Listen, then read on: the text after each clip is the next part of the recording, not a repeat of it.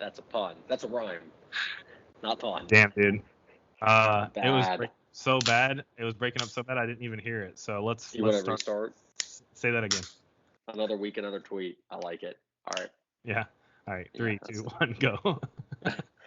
Another week, another tweet. There we Here go. we are. Hey, another week, another tweet. A lot of tweets Yes. this week. There's Yeah, a lot a lot of of good ones. a lot of Twitter movement this week with some colorful comments. I no think, pun intended, yeah, we're starting to shift. I think the news is starting to shift a little bit from the but yeah, a corona little into bit. the election. Yeah. Like what? We don't even talk about Corona anymore, man. It's all over. Yeah, We're that's off the reopening table. this country, man. It does not exist anymore. We refuse to acknowledge its reality. Exactly. I think it's All right, open. man. Well, I went to a bar yesterday. did you go to a bar? Damn, you wear a Yeah. mask, social distance, keep your. Tell us. Neither of those things. It's weird because like I thought that it would be like packed. It was a Saturday night. It's pretty nice out, and there was like hardly anyone there. Oh, so everyone else was following the good rules while you're out there not having a mask on and just by yourself. Did you go with anyone? Yeah, I went with my friend from college, the best man at my wedding. There we go. So we went to a local bar, but we sat outside. We were distanced, but I mean, like, What's this guy's name? His name's Matt. Oh, okay, never mind. Yeah, not Lee Byers. And but yeah, we sat outside, and then like I went in, and it's like a sports bar, so there's like a bar, an actual bar where you can sit at, and I mean everyone's on top of each other. There's no distancing. Yeah. So it is what it is. Well, lights are turning back to normal. If you get the coronavirus, I won't talk to you for a while. I can still film. Well, I guess we can talk. Don't worry. Yeah, we can still do the podcast, but we can't watch UFC fights together. So. That's true. June 6th. June 6th, finally. It's only 2 weeks, all right, man. Actually. Beer of the week. What do we got? So it's Memorial Weekend. We're taping this on Sunday night. This episode will be released on Memorial Day. So there's nothing more American than Miller Lite, which is what I'm drinking. Oh, my God. I thought Budweiser was more American.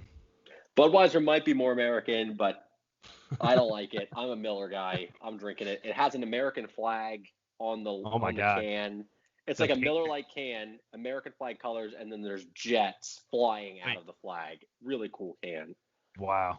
That's amazing, dude. Are we okay with flags being printed on beer cans? Is that unpatriotic or is that patriotic? I can't remember. I don't know what's more patriotic, actually. Actually, before this is funny too. I mean, with the Jets. Yeah, I know. The Jets are the best part. There's like 5 of them. It says it's Miller time. There we go. Before this, I was so desperate for sports while I was waiting to record. I was watching NASCAR. And oh my God. That's desperate. It is desperate. And there's actually a rain delay. It's in Charlotte, so I can't even watch a sport I don't want to watch. And the commercials are trucks, beer, and Donald Trump re-election commercials. That's all it is. Dude, I mean, what more could you want? That's paradise right there, baby. I know. I wish I liked Donald Trump. I wish I was on his side because it seems like, they just go head first into all their passion for him. It'd be nice to be part of such a blind following of a group, and just ignorance is bliss is the motto. That'd be great. It would be fun. It would certainly be fun. Dude, when I went to Trump's rally in Charlotte here when he came, it was a weird feeling being around a bunch of people, man. I mean, I will say 80% of my friends and family did vote for Trump or are semi-supportive of Trump. Maybe they won't this time around. I don't know. So I'm kind of used to being with certain, in social circles with Trump supporters when I'm not one, But they're all kind of like, how do I put this? They're kind of tame in their support for Trump. They're not like crazy about stuff. They're just like, look, there's certain policies he's going to support that the other side isn't, so I'm going to vote for him, regardless. And yeah, he's not the best individual, and yeah, he lies a lot, blah blah blah, but it's policies that are going to dictate the end of the day, or they at least have some type of approach that I'm like, okay, I disagree, but I get it. But going to the Trump rally, man, that was weird. That was way more cultish. People would flip on a dime and get angry if he brought up something that he wanted people to get angry about. I mean, it was weird, man. It was a weird feeling. Yeah, I mean, he just has like complete control of his base without question. It's crazy. I went to a Trump rally too during the during the primary, so he wasn't a nominee yet. It was kind of at that stage where like, is this real? You know what I mean? And Sure. I went to a primary in like Concord, and it was just weird, really weird. Yeah. This is when he was president. When I went, so Okay. it was full-fledged passion. Oh yeah. Die for Trump. He's the better than Jesus the second coming type of event. So it's funny too, though, dude. Like, I'm gonna probably regret saying this, but the people I went with, we'll keep it vague. The people I went with, they were Trump supporters, and before Trump comes out on stage, they're like describing to me how he comes out on stage, what song it is, how he like waves and stuff. I was like, this is the most bizarre conversation I've had. Like the detail that they're going in and how he like waves to the crowds and how he's going to shift that way. Like they had it like memorized, like how he does that kind of stuff. And I'm just like, this is weird, man. Like this is a way too cult of personality. And this is actually someone I actually like and respect a lot. So it took me off guard that it was weird. the amount of, like, I always find it puzzling the amount of diehard supporting that even the mild Trump supporters have in some ways versus like the far diehard Trump supporters. They're like head first in. So it's just kind of weird how much centered around his personality and his mannerisms that they become. It's weird. It's not a party, it's the person, right? And he took over the party. Yeah. He did indeed. Speaking of that, so Miller Lite. So tell me Miller Lite in 30 seconds. So why? I've never had a Miller Lite. I've never had a Budweiser. So I never had any of these lower tiered beers. I'm a bougie person. I only have IPAs when Lee Byers ends it. So tell me about Miller. Tell me about. Yeah, so sorry about that. Got disconnected. Jaeger is working off of dial-up from the 19th century. Pretty sure Thomas Edison invented the first schematic that he's using. So back to important stuff. I have T-Mobile. What? I have T-Mobile. T-Mobile. It's not my fault. That's before Thomas Edison. My bad. That's like. You're correct. Anyways, honestly, I was gonna sell Miller Lite, but the fact that my call got dropped while I was trying to explain the benefits is the sign. That is a sign. So we're going to leave Miller Lite alone. And sorry, but that's a sign. So tweet of the week, what you got for us? So we made a rule before we started this is that you can't choose Donald Trump's tweets. However, we're ready to break that. I don't know. 2 weeks in. Break it, sort of. 3. And it's not a tweet. It's a retweet. So this morning. Okay. That's fair. That's fair. Well, he retweeted himself, which I don't know where that stands in our rules. I don't know either, so we'll let it slide. This morning, I guess lacking for content, slow news day, he retweets 2 tweets from himself from yesterday morning, Saturday, and they are transition to greatness and make America great again. And he retweeted himself from the previous morning. Damn, what a OG, what a gangster, man. Damn. Just retweeting the tweet you put out last morning. And I was looking at it. I was looking for tweets, and I follow him, unfortunately.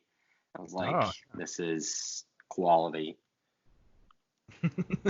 Also, while we're here, do you want to hear the people he follows on Twitter? Dude, he retweets some weird people on Twitter, man. You mean specifically who he follows? Yeah, so that's the thing. Like, he only follows 46 people, and it's 46 people that you would think it is. So I don't know how he's seeing the conspiracy theories. He must be looking at his mentions or something like that. So he has to be, that's fun. So he follows Judge Jeanine. Oh, of course. Yep. Tucker Carlson, Kellyanne Conway, the Trump Organization, Trump Golf, Laura Ingraham, Mike Pence, and there's Sean Hannity, and Diamond and Silk, my personal favorites. There we go, baby. That's a spectrum of ideologies right there, my friend. Yeah. Damn, that's pretty crazy. I didn't realize he only follows that many people. I know. Which again, I'm not gonna lie. His retweets, man, he retweets some funny stuff. I mean, it's so bad. Like, I mean, I feel bad, like, laughing and joking about some of the stuff he retweets and does and says, because then I remember he's our president, and I'm like, oh, well, that's actually kind of bad now, not funny. But honestly, he retweets some funny stuff every once in a while. Yeah, he's a good follow. Yeah, he is. He's retweeting this picture of Nancy Pelosi, making fun of her second eyebrow. Like, he's our president. First of all, he's a 78-year-old man. Like, you should know better at that age in general. That's why, dude, this is funny. So most of my friends on Facebook, not most, a good portion of them are Christians, right? And a lot of them will bend over backwards to justify Trump's moral failures, whatever it may be. Of which there are many. Of which there are many, and they have a reason and excuse for each one. And if all else fails, well, either Hillary would have been worse, number one, or two, even King David, had his issues, So there's always an excuse. But the funniest one to me was, the Hollywood Access tape where he's talking about grabbing, women. Obviously, we all. Yes. He was like 65 years old when he said that, or like somewhere in his 60s, and people are like, well, he's a different man now. He's changed. He's, yada, yada, yada. I'm like, dude, if this guy's saying this at 65 and he got a blowjob by a porn star like 2 years ago, I don't think the guy's changed very much. Like, it's just funny the extent at which people will try to excuse it instead of saying, yeah, no, it happened. It's bad. Let's move on. Like, it's bad, man. It's like I said, it's just unprecedented. Like this individual, but like if there was ever someone to take over a political party, like it's the worst person ever, and everyone loves him. It is kind of true. It is weird, dude. I don't know though. It's weird. The more I get into politics, the more I understand. I don't know how to word this yet. It's a forming philosophy in my mind, so I won't actually do this very good justice, but. The more I learn, the more I'm like, okay, I can kind of see how people just don't care about Donald Trump's corruption. I think it's the wrong thing because it accelerates the direction we're heading, which is really bad. But I can see why people are just like, who cares? Who cares if he comes across stupid? Who cares if he comes across like an airhead or if he's abrasive or if he's, a little racist or all these things? Like, who cares, Because the other side is also that bad in a lot of different ways, and they're supporting stuff I don't like. So, pick or choose type of thing.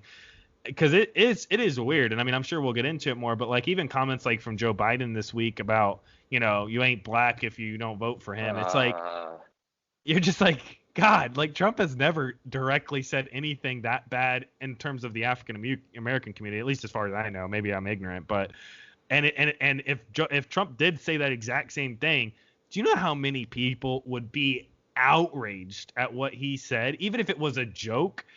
And now they're just like with Joe Biden, it's just like, let's just move on. It gets one article on CNN and New York Times, and then that's about it. It's just weird, man. I think it's so from the Republican perspective, it was along comes this candidate that, okay, he's a little brash, says some things you don't like. Maybe he uses Twitter a little too much, but like he's standing for policies that we've been supporting or quietly thinking for years. So of course we're going to accept him because what's the alternative? Yeah. The Democratic Party has this candidate that possibly has dementia. That's at a minimum. Yeah. And we have this we have this divide amongst the party, but you don't see that from the mainstream media. I think it's there. The mainstream media is in the New York Times. Yeah. It's just interesting how like the Democratic Party. I mean, you and I are probably certainly more liberal than we are conservative, but it's like it's interesting how there's a clash within the Democratic Party on this issue of Biden and the sexual assault. But like with Trump, where he admitted it on tape, there's no divide. There's no inner conflict. No. But dude, that's the thing that religion and Christianity has been a very good tool for within the Republican side, because they are a lot more overtly I don't want to say religious, because honestly there's plenty of religious on the Democratic side, but I would say there's a very strong strain of a certain type of evangelical Christianity on the Republican side. And man, it doesn't matter what moral failures that their candidate has, they're willing to forgive it. Even Jerry Falwell, the president of Liberty University, which is the largest private university, private Christian university in the country, as far as I know, he even this blew my mind. It was a couple years ago. He goes on this thing how he's like, well, as Christians, it's built into our religion. And I'm a Christian, so like this stuff really boils my blood. But he's like, as Christians, it's built into our framework and our religion to forgive people. Like, we wouldn't have a religion if we didn't have forgiveness. So we're here to forgive Donald Trump. And then in the same breath, without even breaking a step, he says, the people Jesus didn't forgive, though, were the religious leaders in the establishment of the time, the corrupt elite. So that's why we won't forgive or work with the Democratic leadership. And you're just like, what did you just like? So you get to pick and choose who you're going to apply this forgiveness to and act like it's wholly on one hand for your guys, and absolutely not even plausible to give the other side of the aisle because they don't agree with your, worldview when it comes to policies. And it's just, that's the one thing that Democrats don't have in some ways, is if one of their guys has a moral failures, they have to ignore it or smear it. Whereas the Republican Party, they just deny it or forgive it. And that it's such a weird dynamic, man. It's bizarre, man. Tweet of the week, though. That was a good tweet of the week. Retweeting himself. So, man, I had a good tweet of the week. They just don't care. I mean, yeah, that's the thing, is like, yeah, that is good. It got us on Trump. And you forgot it. Say that again. It broke up. What? Again, and you forgot it. The tweet. Oh no! So the one I was gonna do, I forgot who tweeted it. So that's the part I forgot. But his new press secretary, she held up a picture of his check that he had donated to. I can't remember who it was. It was like a check he wrote to donate to. I honestly, I can't remember if it was COVID relief or military or something. It was some PR stunt, obviously. And he was donating it, and she held up his check, but the check actually had his like account number and routing number and everything like that on there. She didn't cover up that or anything like that. So I was like, damn, I wonder how quick people caught on to that. That was funny, man. That was so funny. Can you support Donald Trump and still try to steal his routing number? Yeah, of course. He would do it to himself if he could. He would do it to himself. He probably saw it on Twitter and thought it was fake.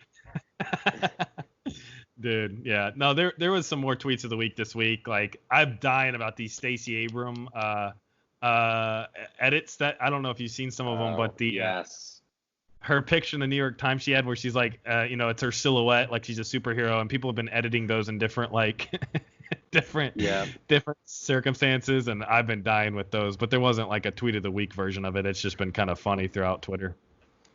The person who we don't think will be the vice presidential nominee.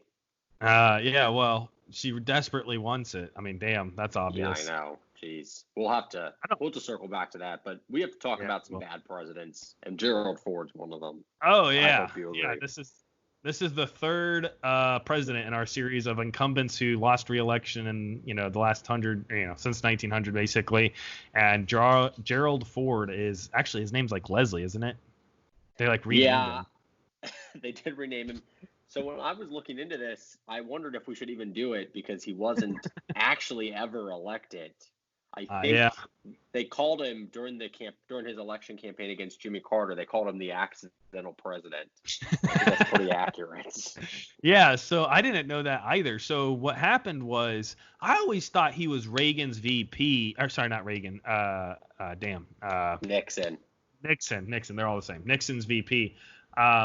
I always thought he was his VP and had to step up to the plate whenever Nixon resigned. But what actually happened was Nixon's original VP was so corrupt he had to resign.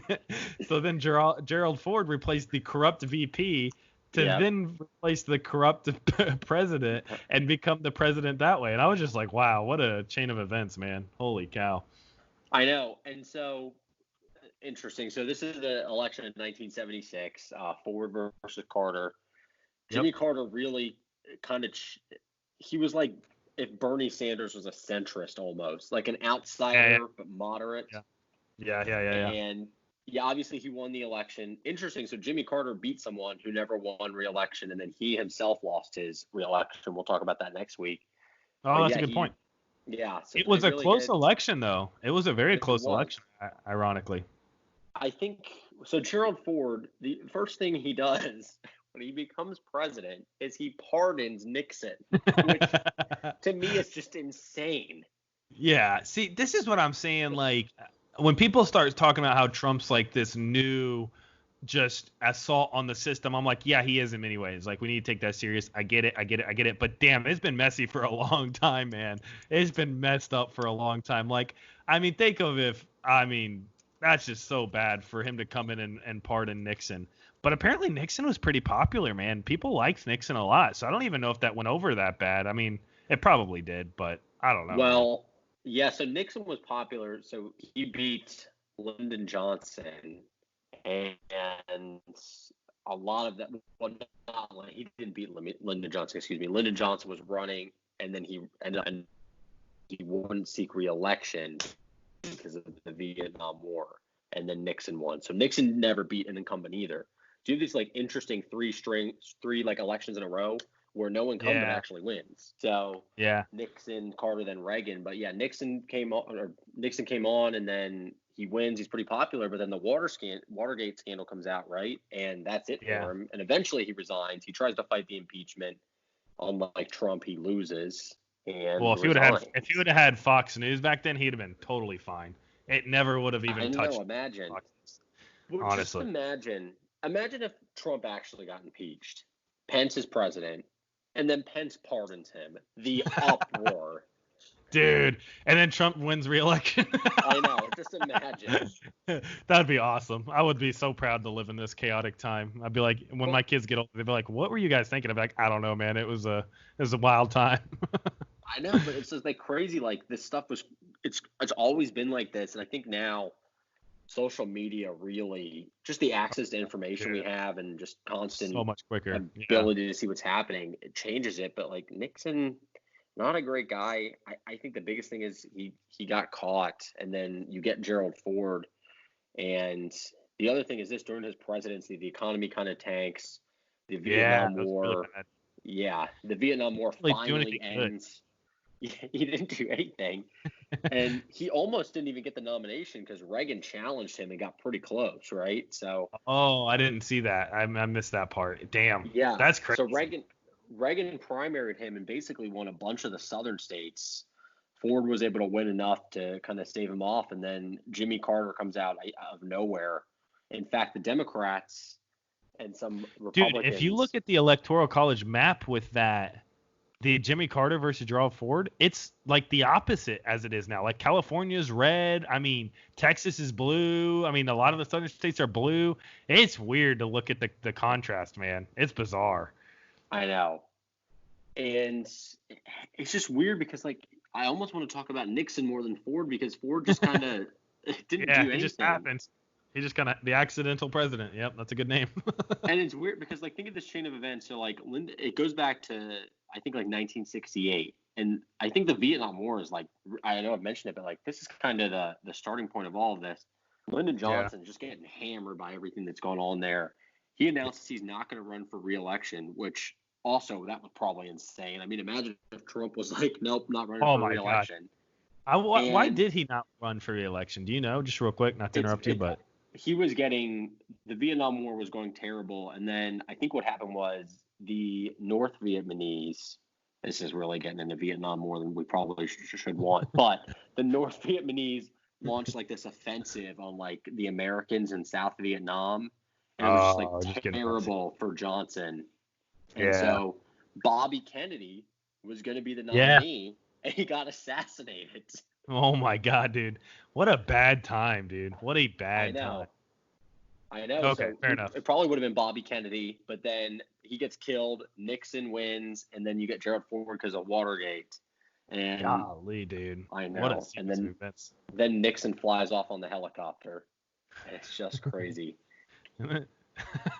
That's insane. Yeah. So I mean, Gerald Ford. I mean, I was trying to read up on him, and I was just like, this guy only served for about, when it's all said and done, 2 years. I mean, honestly, it was about 2 full years he served, and you don't get to do anything in 2 years. And the two things he did do is like pardon Nixon, which, you know, good for him. He said he thinks the country needs to put it behind him, so he pardoned him. I'm like, bro, if the country needs to put it behind them, you don't pardon him. You just leave him in prison. Right. I mean, that's the thing. Like, God, man. Well, Nixon's whole thing was he didn't know, but he covered it up, which he probably knew and then covered it up. I mean, to be honest with you, I don't even see what he did as bad as what Trump did with Ukraine and everything. I mean, and obviously there's no smoking gun with the Ukraine thing. So my opinion is based more on my own personal research and conclusions. So there is no like one little point you can point to. But what Trump did was way worse than what Nixon was going to do, what Nixon was proven to have done, in my opinion. So it just different time, though. Way different. One thing that gives me, I guess, a strange bit of comfort is looking back on like the 60s and 70s, and I guess even 80s, like the country's always been extremely polarized. Yeah. I know it was different. Yeah, I think the thing that's different now, like I said, is, social media where it's so easy to appear partisan. Yeah. But it's always been like this. I mean, yeah, that I totally agree. That's a great point. I totally think that we've been more polarized than people realize, but social media shows how that polarization is much more easier to interact with almost on a non-human level, because it's not like you're not looking someone in the eyes, you're not seeing their body language, you're not seeing how they're get upset. You're just assuming the worst of the person you're talking about every time almost, and it ends up in some type of fight online. And so I agree with you though. It's always been polarized. I know, and I think think about it. If Trump got impeached, don't you think Pence could have pardoned him? I mean, that's certainly a strong possibility. He would have pardoned him for sure. I mean, what about Pence strikes you as someone that wouldn't have done that? Yeah, we would have lost our minds. Yeah. Oh, it would have, dude. Yeah. So I didn't see very many similarities between Gerald Ford and current day. I don't think him failing to win re-election had more to do with the fact that he just happened to fall into the position versus people not supporting him. Because honestly, he got more support than I realized he did. Like, for someone who just kind of happened into it and only governed for like 2 years, he got a lot of votes. He almost beat Jimmy Carter. It was within like, I think half a million votes for the popular vote. I don't know what the Electoral College was though. No, it was narrow, and I'm looking forward to talking more about Jimmy Carter next week. You don't talk too much about him, but because he loses, so how popular could he have been? It's like the country was just kind of searching for something, and they found it in Ronald Reagan, which is another problem. But that's the thing, is like you bounce through these three presidents, and the pendulum always swings, right? So we go from Obama to Trump, Jimmy Carter to Ronald Reagan. It is weird. I don't know, like, so much of the people that don't want Trump to win want the stability of the past. And I'm like, well, what president, like, what time frame are you talking about that was stable? Because, like, if all you're looking for is, like, no more mean tweets or no more nasty, ness from the president and the president's decorum is there, like, if that's all you're looking for, but it's still chaotic behind the scenes and still hyper partisanship behind the scenes, I don't get that personally, because that just feels like you're trying to put a blindfold over us with the niceness of the president when it's all, crazy behind the scenes anyway. So, I mean, I don't understand the people that don't want Trump to be president because he's not presidential. Those people don't make a lot of sense to me, to be honest with you. Not on moral grounds. I get the moral criticism, but the criticism of how he's like combative and how he's like willing to call out fake news and all this stuff, I'm like, I don't know. That's never been my major concern about Trump, so it's not a big selling point to me for some reason. I think it's hard because there is, or I should say there was before the pandemic, there was an argument to be made that, okay, he's crazy, he's kind of an idiot, like the tweeting and the porn star and all that. But as an American, your day-to-day life was pretty good. The economy was doing great. The stock market was doing great. Yeah. Like, at least on a superficial, like everyday what you see level, things were going really well. Yep. And so, like, I can certainly see if you're already leaning conservative to say, okay, I certainly don't agree with who this guy is, but like his policies are working. Yeah, and so, people don't. It doesn't take much for that individual you just described to just vote for Trump. It does. Like, people like to think that people that vote for Trump are all these crazy, fanatical, insane, just cultish people. It's like, not really. Like, if you just tend to be pro Second Amendment and pro life and, don't like the idea of, a couple things on the Democratic side, and you kind of can see the clear biases throughout the media, and you're like, I don't really like that. then yeah, you start to go, well, what has Trump done that has negatively impacted my life directly? And there's not much. Now, a case could be made that it's because you don't know how our systems are set up and what damage he's doing there. I'm not saying a good case can't be made, but I'm talking about from that individual's perspective that maybe doesn't follow politics too much. Their individual life hasn't been negatively impacted by Trump very much. Honestly, it just hasn't. And so I've never understood this, like, oh, Trump's the boogeyman approach to beating him. It seems to me like you should beat him on, hey, what are better policies that can make people's life better? And Trump's not doing those, like kind of Bernie did. That approach made more sense to me versus, oh, Trump's so bad. Because most people don't feel like their life's that bad under Trump, in my opinion. Right. At least and from my perspective. I mean, it's super easy for us, even us, right? Trump is bad, and we obviously agree on most of that, but like, our lives aren't bad. Most people's lives weren't bad, like I said, prior to what's going on.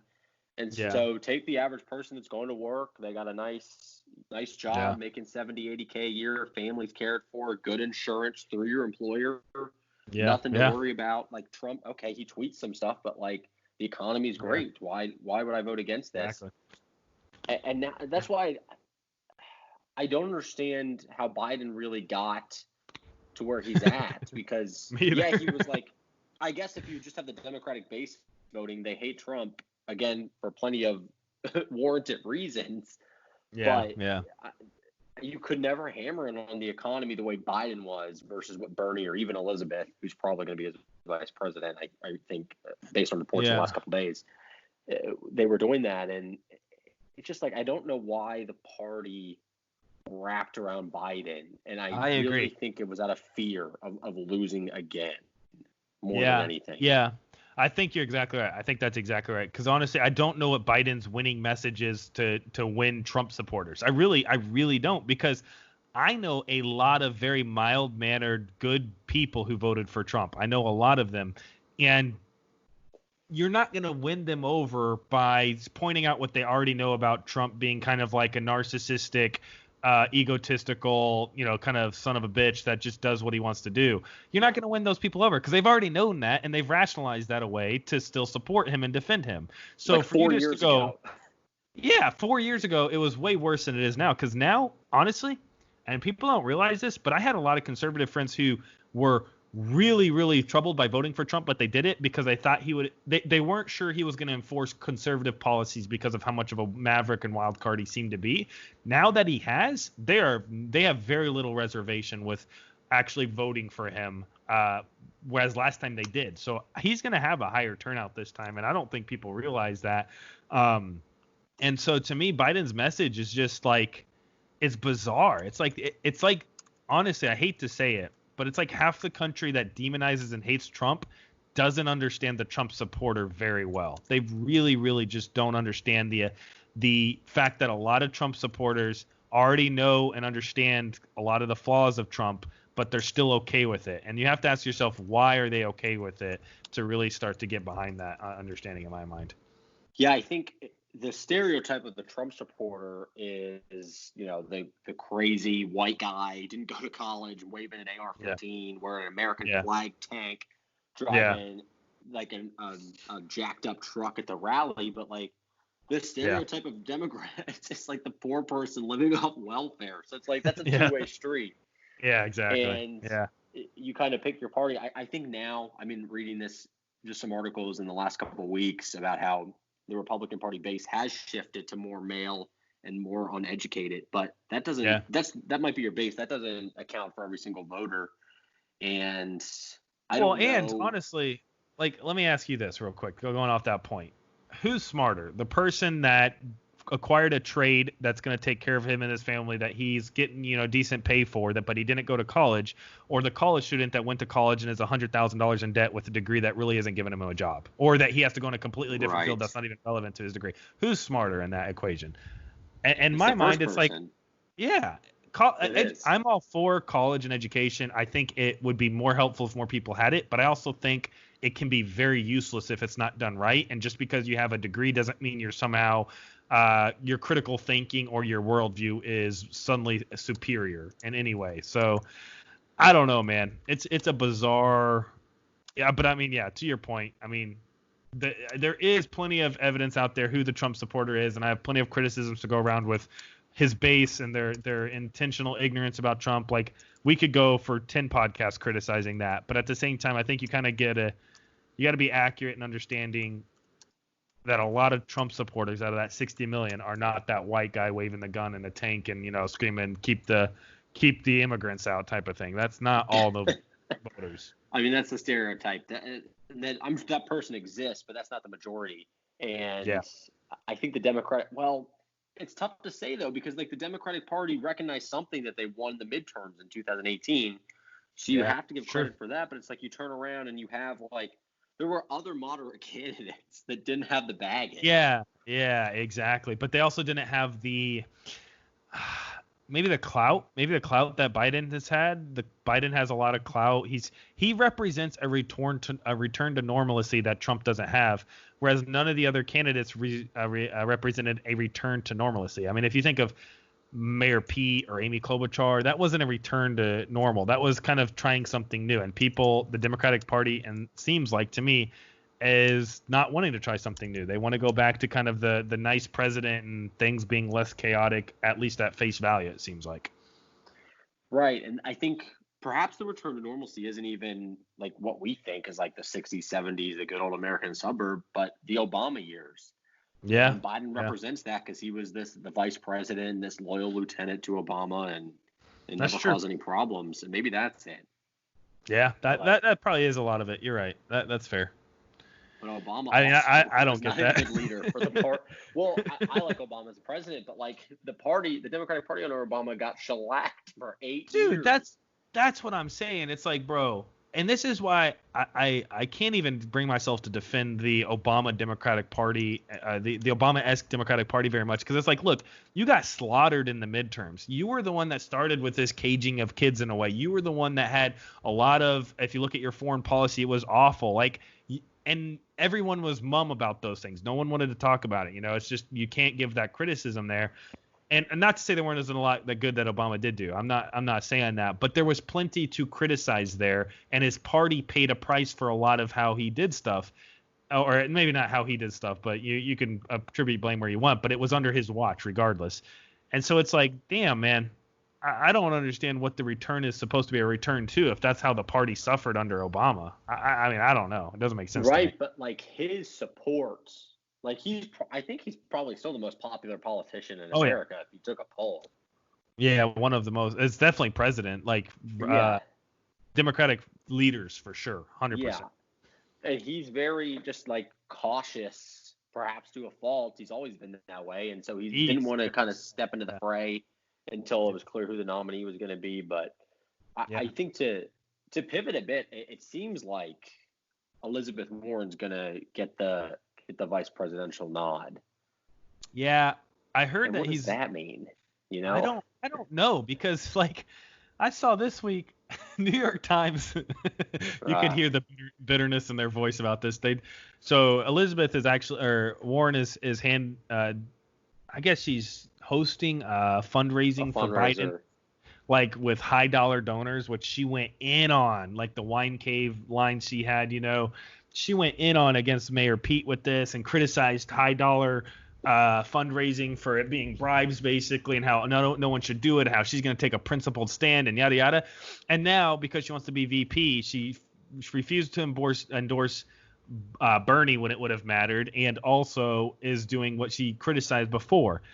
Dude, that kills so much of her progressive support that even if he does select her, I honestly don't know how many progressives are going to get behind her for how many ways she's kind of screwed over the ideology in the last year or so. It's weird, man. Well, let me counter you, because whoever is his vice president is probably set up to be the Democratic nominee in 4 years if he wins, because he's obviously too old and will probably be completely incoherent by 2024 to be able to run for president.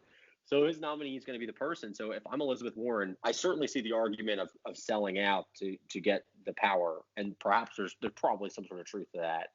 But to me, the flip side is, if you want to affect change and you're a progressive, this is a great launching pad, because you'll be able to influence policy and have a clear-cut path to the nomination in 4 years. And I think that's the justification for her.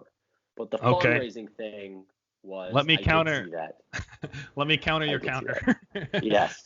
What in her record has given you any evidence that she will take a principled stance about an ideology? She's walked back Medicare for All like 4 times in the last like 6 months. She's now walking back the financial platform that she had before, which those are 2 big items for progressives: is money in politics and Medicare for All, and she's completely butchered any support for that in a practical sense.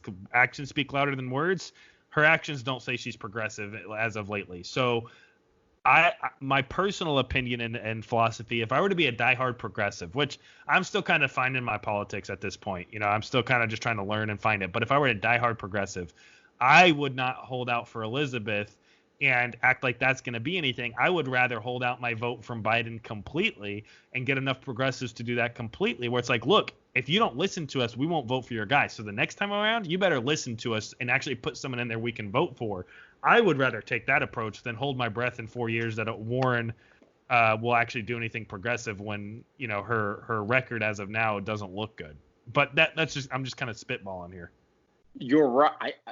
Everything you're saying is right, but to win the game, you have to play.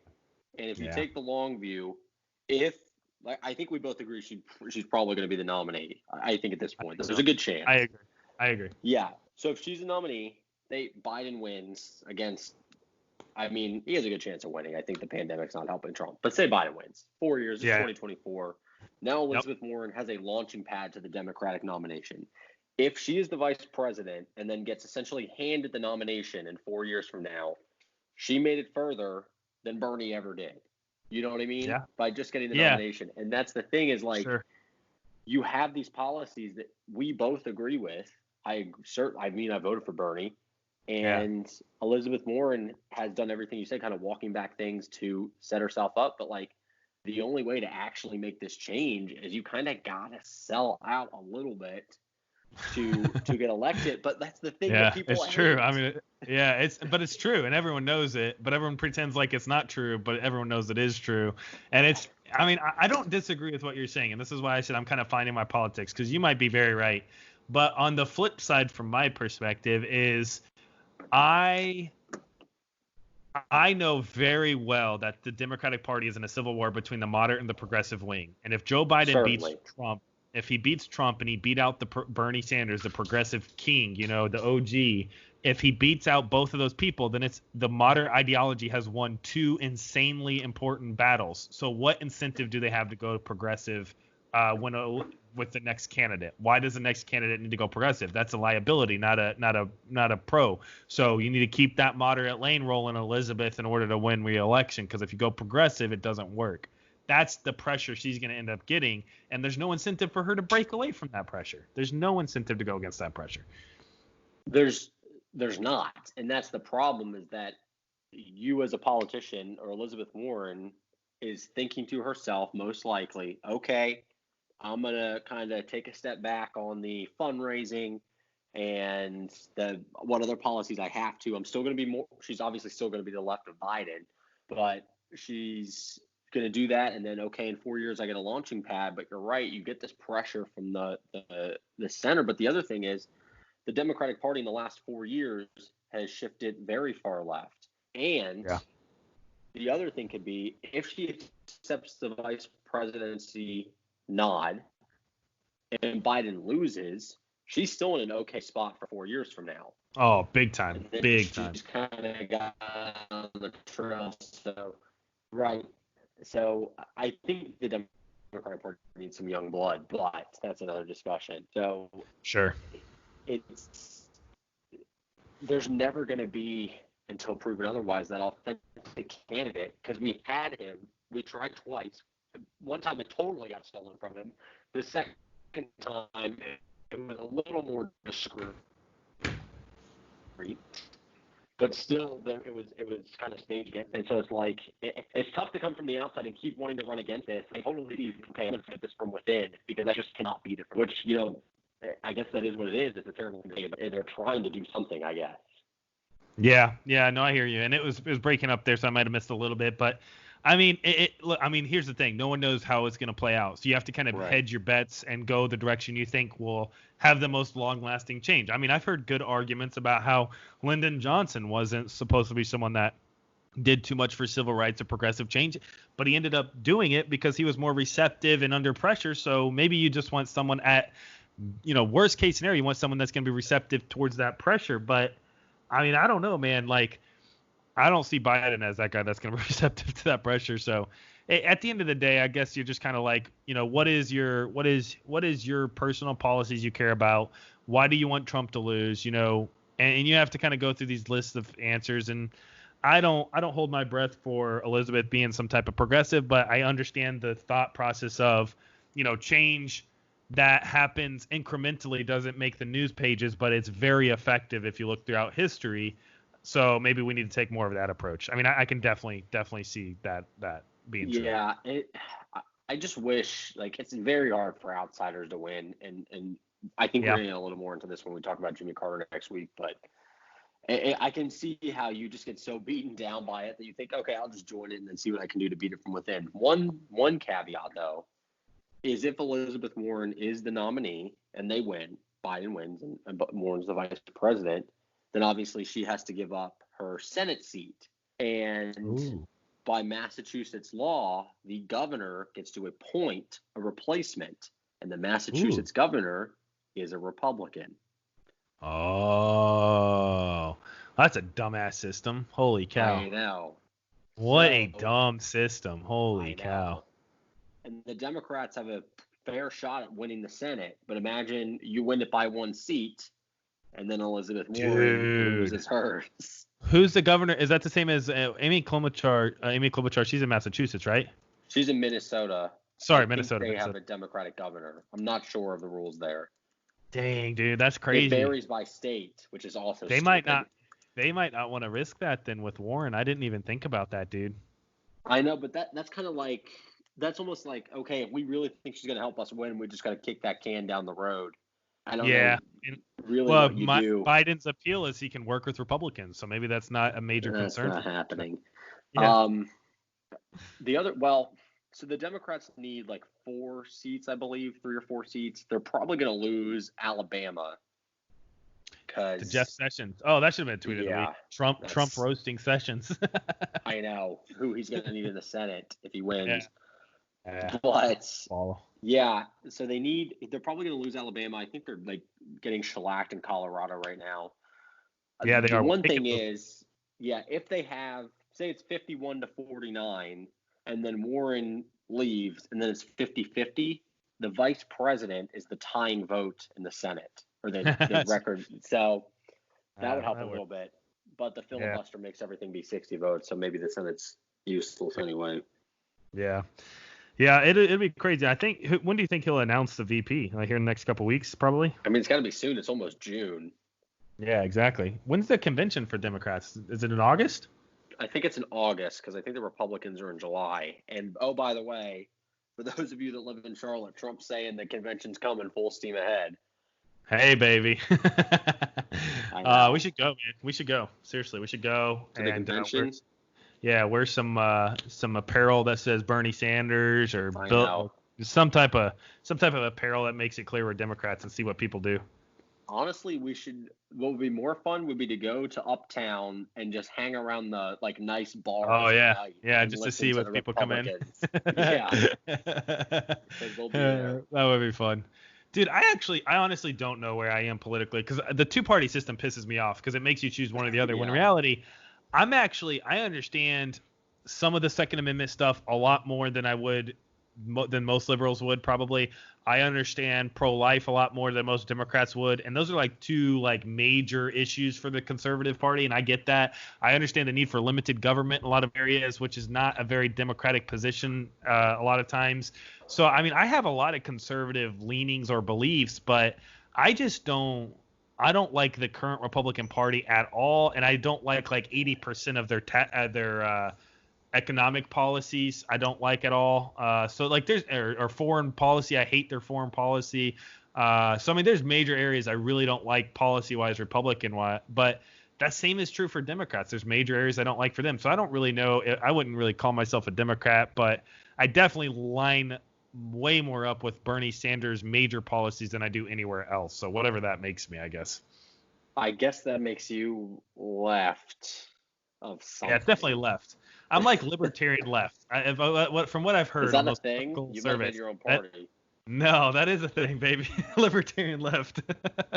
It's more left than libertarian, but definitely a hard bent of libertarian. Because I'm not someone who thinks the government should be the solution or is capable of being the solution a lot of times. And I'm a big fan of like localizing as much government as you can instead of making it too super top heavy. I mean, this is a problem corporations have. A lot of stuff has these problems where if it's from the top bottom too much, they just can't problem solve effectively at the local level. So I'm all for like state and local governments having, as much power as it makes sense, and the federal government not keep putting their foot in areas that they don't need to. But I also don't see the federal government as this instrument of tyrannical evil that always needs to be reined in. I think they can do a lot of good if they concentrate the efforts and have some checks and balances. So I don't know where that puts me on that spectrum. I guess it really depends on like your idea of the role. This is such a philosophical thing, but like what role should government play in the citizen's everyday life? Yeah. Dude, I have an idea for us for podcasts. We have Tweet of the Week. We have Beer of the Week. We got right now we're doing this series. We should have a philosophical question we have to spend 5 minutes on and rotate the question each week, where you think of it one week and I do. So like, what's the role of government can be in a question, or I don't know what the hell it could be, but just, the other person has to think of it. That way one person's taken off guard and actually has to answer on the spot so that we can never have a political future because we say something stupid. I'm retired from politics. Don't worry. Until we run a campaign. So you can be retired. That's fine. I'll run your campaign pro bono. I just want you to know that people think campaigns are glamorous, but the reality is you travel from shitty city to shitty city, and you eat fast food, and you drink, and you smoke cigarettes, and you just hate your life. That's a campaign, and then you lose, and it just stops. Yeah, that's what will probably keep me from wanting to get into politics. Is it's not fun. That's why I'd rather do like stuff locally. Probably it's a little bit more hands-on, and you can see your fruit of efforts. Probably because I totally agree with you. I have no interest in doing that. There's not like this insatiable desire within me for the spotlight. I just want to do good in any like scale I can, and the thought that like what you have to go through to win like a House of Representatives or a Senate seat. I mean, that sounds like hell, man. That sounds like hell. I mean, just especially, your congressional district stretches out like 5 counties. Yeah. Dude, mine's a joke. Where I'm at right now, it's a freaking joke, dude. I know. I did it when I was working for a candidate running for Congress. It was 8 counties, 6 full counties, 2 partial counties, and it was from Charlotte to Eastern North Carolina.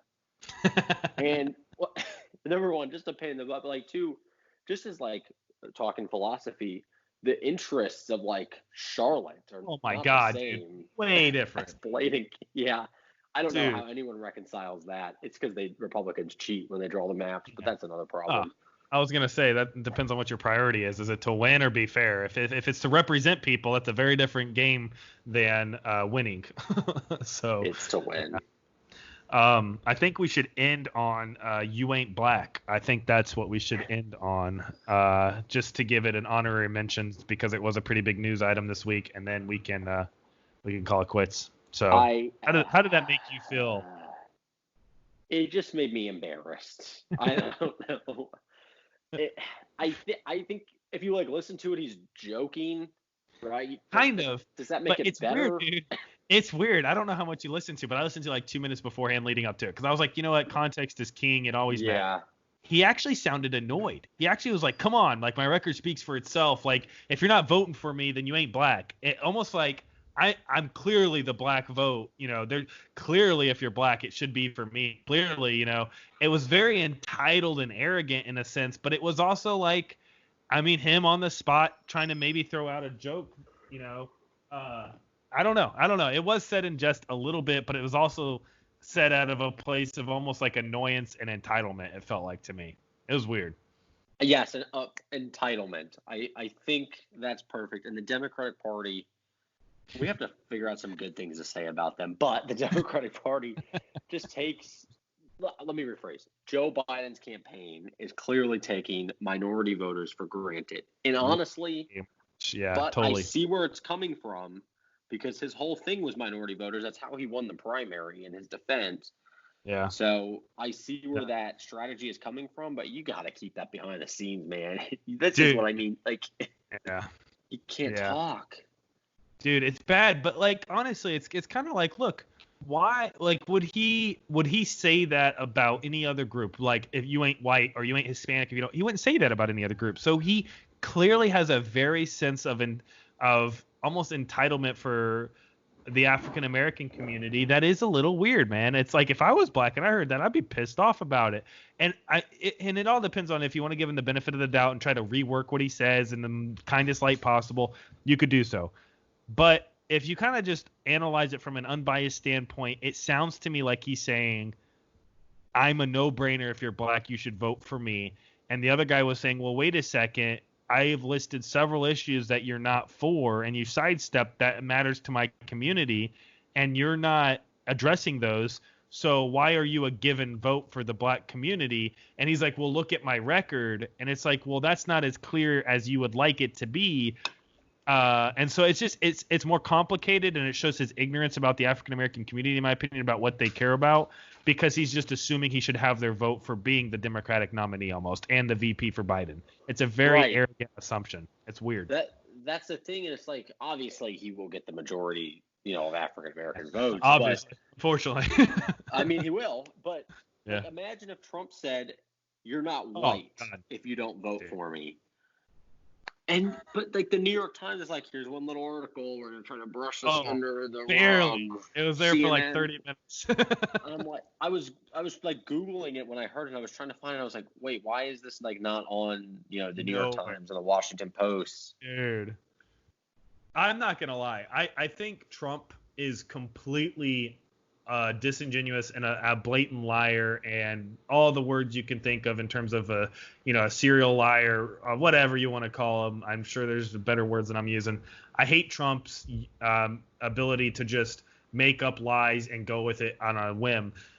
But there is something very true about the concerted effort of the mainstream media, New York Times, Washington Post, CNN, MSNBC, where they refuse to report heavily on things that are bad for the Democratic nominee and over-report on things when it comes to Trump. That, to me, is very clear based on just following someone who follows politics day in and day out.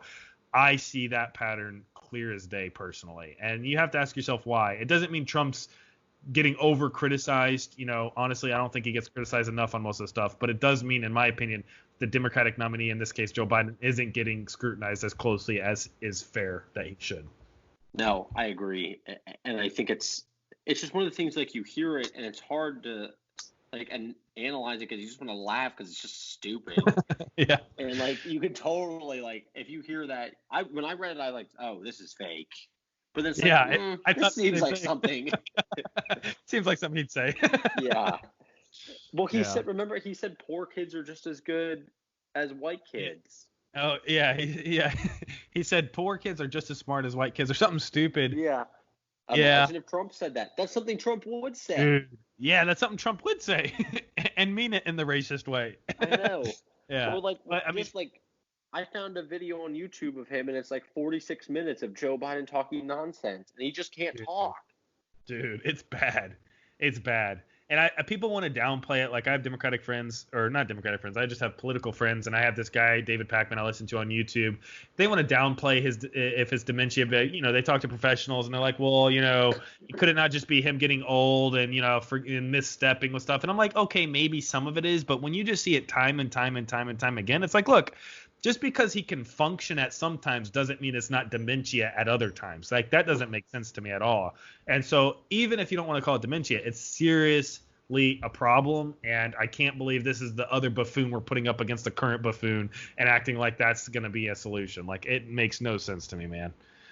Right, but it's just is it dementia or not? Like, we can debate the logistics, but like he can't talk. Like at the end of the day. At the end of the day, the case. He can't talk.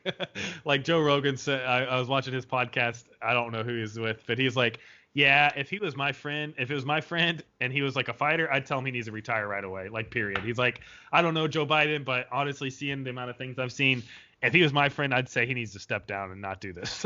It's like, I agree. Joe that's Biden. how most of the country feels. It's like, come on. Joe Biden, step down. I agree. Also, Joe Rogan's moving to Spotify for like $100 million. What is that? Yeah. Holy crap, dude. That's because his podcast, man. It's honestly, I was listening to him today about political commentary. He will willingly say he's not an expert on the matter, but I think his mindset about politics represents so much of where the country finds himself for people that don't follow politics average, that just work a job, try to take care of their family. I think his type of like reasoning when it comes to stuff is very, very like representative of a lot of people who are kind of apolitical that don't follow politics, man. Because he does a really good job kind of explaining, in my opinion, how some people over criticize Trump, or some people or like why Trump's immigration stuff is like just absurd when it comes down to the line. Like he does a cool job of kind of playing both sides in my opinion, almost a refreshing way that's just kind of seems more human instead of so like partisan. Like I really like his podcast stuff, so I'm happy to see him going to Spotify because I like Spotify more than I like YouTube. So I do like Spotify. However, I predict we can end on this. Spotify will be the next company we all hate. Oh, sure. I love them before we hate them. They just bought Joe Rogan's podcast. They bought, I don't know, you probably don't listen to sports podcasts, but Bill Simmons has a very popular sports podcast. Spotify bought that company for $200 million, more than Rogan. Damn. So I think they're trying and succeeding at getting a monopoly on the podcast market. And I feel like in 5 years, we're all going to hate them. That's that fair. prediction out there. Hey, as long as we make money, we're putting this on Spotify, so as long as we make money, we're not allowed to hate them. That's the rule. Actually, this is true. Reverse. Spotify, you can give us $200 million at any point. Any point. We love you. Yeah, I'm ready. Until you don't give us the money. Yeah, that's true. Or until you do give us the money, rather. Sorry. That's true. Accurate. Well, cool. Joe Rogan, $100 million. That's a good end note. I don't have any. You got anything else? He doesn't even need it. No, he already had the money. He doesn't need it. Yeah, I'm good. I'm satisfied. I mean, Bernie would just take it all from him and call it fair, you know? Tax it. How much? I bet a lot of that gets taxed, actually. So it's crap. California. He's thinking about moving out of California, too, because apparently it's easy over there. So everyone says that, though. What a hard life. Yeah, poor Rogan. Yep, poor Rogan. All right, man. See you next week. Yes, sir.